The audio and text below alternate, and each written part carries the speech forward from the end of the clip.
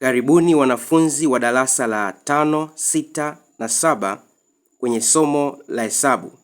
Leo tunaenda kujifunza aina za sehemu, ikiwa ni somo la kwanza. Sehemu tumekuwa tukizitumia katika maisha yetu ya kila siku kwa kujua au kwa kutokujua. Umeshawahi kutumwa dukani na ukaambiwa uende kununua mchele kilo 1.5 au uende kununua mkate nusu?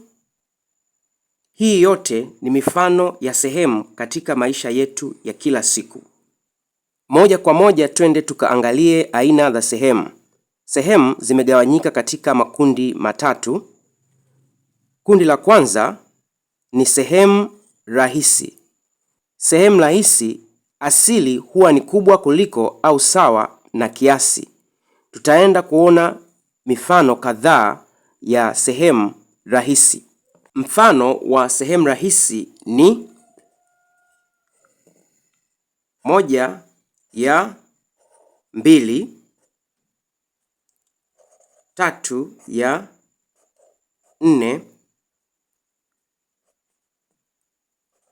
5/10,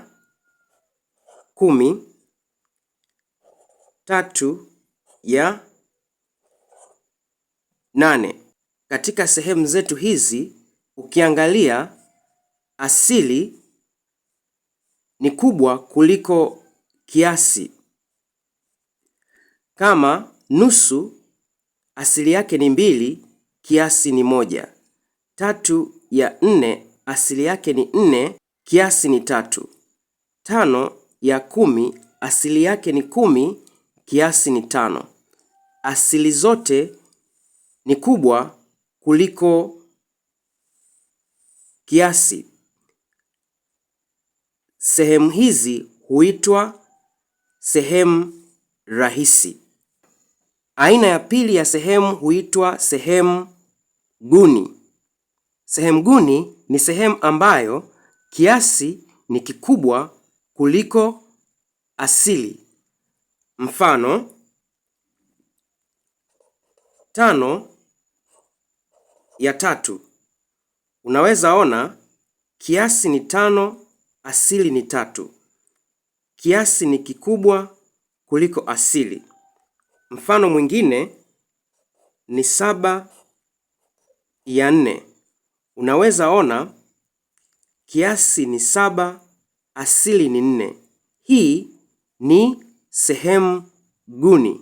Mifano mingine ni 19/5, 21/5 na kadhalika. Moja kwa moja twende kwenye aina ya tatu. Aina ya tatu ya sehemu ni namba mchanganyiko. Namba mchanganyiko zinaundwa na namba nzima na sehemu rahisi. Tutaona mifano yake.